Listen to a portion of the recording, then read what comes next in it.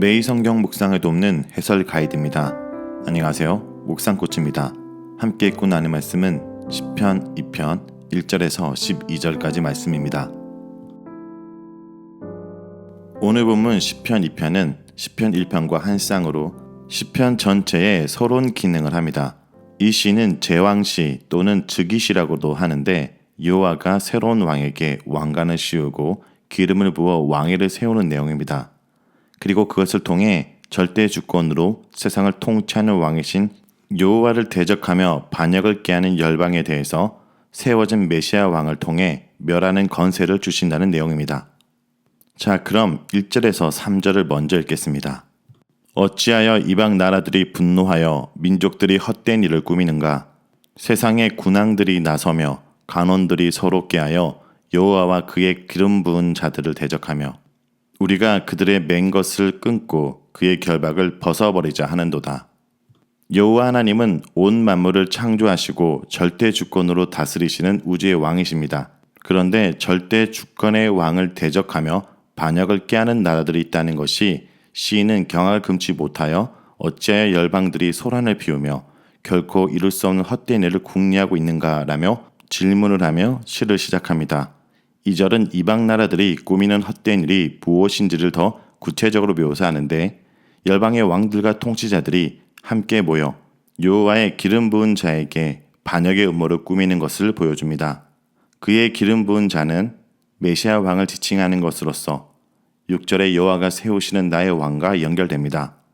3절은 더 구체적으로 그들의 말을 직접 인용하여 그들이 하려는 일의 핵심을 적나라하게 드러냅니다. 그들의 맨 것을 끊고 그의 결박을 벗어버리자는 것은 종속적 위치에서 복종을 의미하는 은유적 표현으로 열방을 다스리시는 여호와의 왕권과 그 통치를 암시합니다. 우리가 함께 대적하여 그들의 통치와 다스림을 벗어버리자, 더 이상 복종하지 말자, 그 속박에서 벗어나자고 선언합니다. 한 가지 언급할 것은 하나님께 대한 열방들의 반역과 대적은 이 시를 지은 시인의 시대에만 일어난 것이 아니라는 것입니다. 인류 역사는 하나님께 대한 끊임없는 반역의 역사를 보여줍니다. 창세기 11장 1절에서 9절에 나타난 바벨탑 사건은 열방이 하나님을 대적한 전형적인 예입니다. 온 인류가 동방으로 옮기다가 신할 평지에서 함께 모여 모의를 합니다.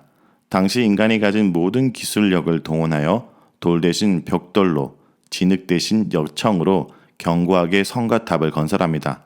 그 탑 꼭대기를 하늘에 닿게 하여 우리의 이름을 대고 흩어짐을 면하고자 결의합니다. 그 결의의 요지는 하나님을 의존하거나 하나님의 명령을 따르는 것이 아니라 인간의 힘과 방법으로 인간을 위하여 인간 스스로 통치하는 세상 나라를 세우자는 것이었습니다. 인류 역사의 특징이 하나님에 대한 반역이라는 것을 보면 인간 본성의 핵심은 하나님을 떠나 자기 스스로 통제하고 다스리기 원하는 자기중심적이고 자율적인 모습이라는 것을 알 수 있습니다. 이것이 인간의 재성의 본질입니다. 4절과 6절은 하나님께서 왕을 세우시는 내용입니다.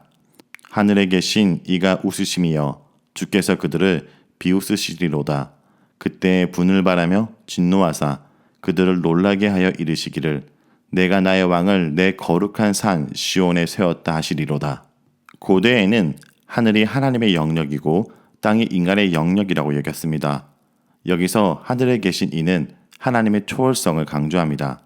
또한 하늘 보좌에 앉으신 이로 번역할 수 있는데 이건 역시 우주의 왕으로 자정하시고 만물을 다스리시는 여호와의 통치를 암시합니다.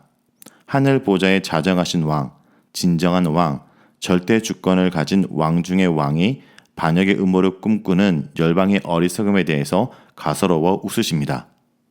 그때에 라는 것은 마침내를 뜻합니다. 여호와의 웃음이 분노로, 비웃음이 두렵게 함으로 바뀌어 하나님이 반역하는 열방에 대해서 말씀하십니다. 이때 여호와께서 멸망의 심판을 선언하실 것이라고 기대할 수 있습니다. 그러나 심판 선언 이전에 하나님이 내가 나의 왕을 내 거룩한 산 시온에 세웠다라고 말씀하십니다. 여기서 나의 왕은 하나님의 통치를 지상에서 대리할 왕으로 2절에서 언급한 그의 기름 부은 자 메시아 왕을 말합니다.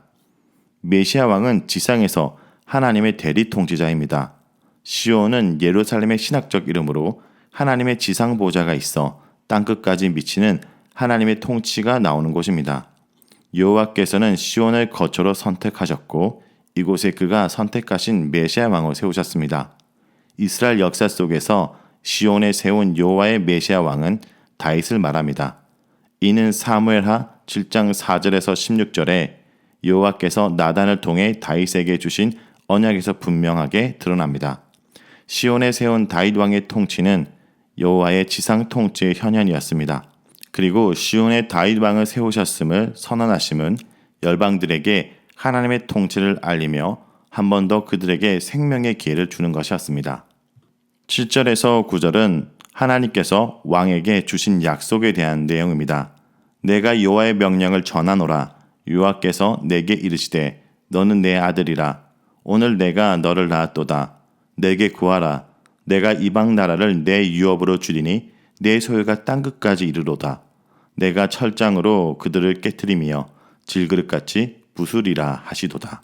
시편 2편이 독특하고 의미가 생생하게 전달되는 것은 3절의 열방들의 말, 6절의 여호와의 말씀, 7절의 메시아 왕의 말씀이 직접 합법으로 표현되고 있기 때문입니다. 7절에서는 메시아 왕이 자신의 목소리로 하나님이 하신 명령을 전한다고 말하며 하반절에서 메시아 왕이 하나님 말씀을 직접 인용하고 있습니다. 하나님은 자신이 세운 메시아 왕에게 너는 내 아들이라 오늘 내가 너를 낳았도다 라고 말씀하십니다.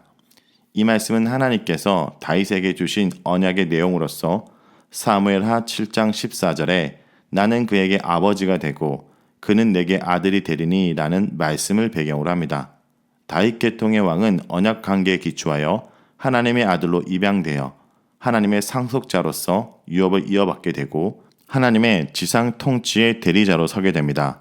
따라서 다윗 언약을 근간으로 하는 여호와의 명령은 다윗 계통의 왕의 건의의 기초가 되었으며 통치의 합법성과 정당성을 뒷받침해 줍니다. 하나님은 자신이 택한 다윗 왕에게 내게 구하라고 하신 후에 열방과 땅끝까지 온 세상을 기업으로 주시겠다고 약속하십니다. 다윗 왕은 하나님의 온 세상의 통치권을 부여받았습니다.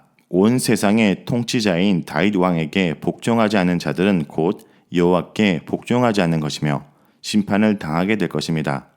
다윗 왕이 그의 건세로 열방을 심판할 때 그들은 마치 질그릇이 깨지듯이 멸망당할 것입니다. 열방들이 질그릇같이 깨어짐은 세상의 강력한 제국이라도 다윗 왕의 통치 앞에 쉽게 부서질 수 있음을 보여줍니다. 10절에서 12절은 열방들에 대해 주는 경고와 권면입니다. 그런즉 군왕들아 너희는 지혜를 얻으며 세상의 재판관들아 너희는 교훈을 받을지어다. 여호와를 경외함으로 섬기고 떨며 즐거워할지어다. 그의 아들에게 입맞추라. 그렇지 아니하면 진노하심으로 너희가 길에서 망하리니 그의 진노가 극심함이라. 여호와께 피하는 모든 사람은 다 복이 있도다. 여호와께서 다윗 왕을 세우시고 온 세상의 통치권을 부여하셨으므로 열방의 왕과 통치자들에게 이를 깨닫고 받아들이라고 말합니다. 여호와를 대적하는 것은 헛된 일이므로 경외함으로 섬기고 떨며 즐거워하라고 권면합니다. 여호와를 섬길 때 그들이 생명을 얻고 기쁨을 누릴 것이지만 온 세상 통치권을 부여받은 그 아들에게 복종하지 않을 때 멸망할 것이라고 경고합니다.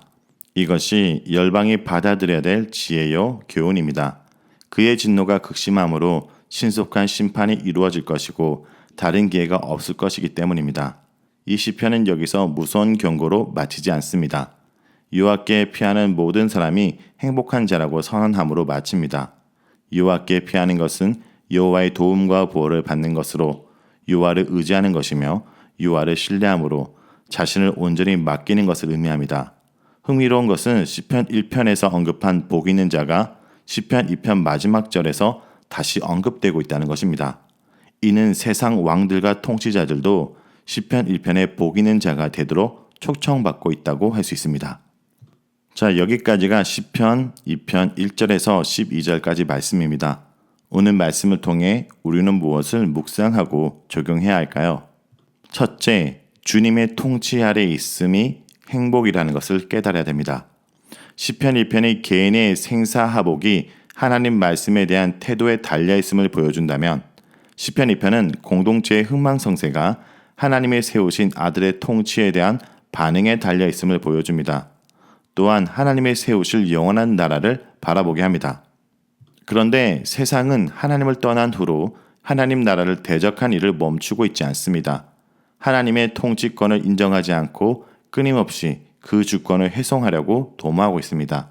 그러나 그러한 세상이 한 번도 하나님을 떠나서 성공한 적이 없습니다. 여러분, 우리가 하나님의 통치를 벗어날 때 행복한 것이 아니라 그 안에 거할 때 진정한 행복을 누릴 수 있음을 기억해야 됩니다. 둘째, 하나님은 하나님을 조롱하는 세상을 비웃으십니다. 하나님의 백성들이 하나님의 말씀을 묵상하면서 그분의 통치에 복종하는 동안 세상은 하나님 나라를 무너뜨릴 일을 꾸미고 있습니다. 군왕들과 간원들이 의기투합하여 하나님의 대리 통치자를 대적하여 하나님의 손아귀에서 벗어나려고 기염을 토합니다. 하지만 시인은 그것이 헛된 일이라고 말합니다. 하나님의 말씀을 묵상하지 않는 자는 하나님도 모르고 자신의 한계도 모릅니다. 바람에 나는 겨와 불과한 그들이 군대와 병거를 믿고 하나님을 조롱하고 있습니다. 지금도 눈에 보이지 않는 것이나 현재만 믿고 창조주를 역사의 주인으로 인정하지 않는 모든 자는 어리석은 자들입니다.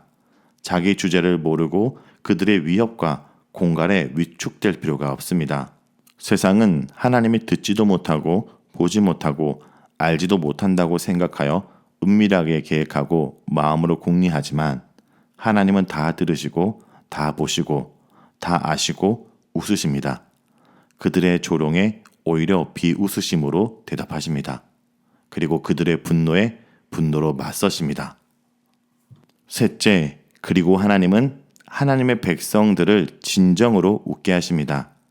여러분, 진정으로 웃는 자는 하나님을 경외하고 그분 앞에서 떨 줄 아는 자들입니다. 또 역사에서 교훈을 얻고 지혜를 얻는 자들입니다.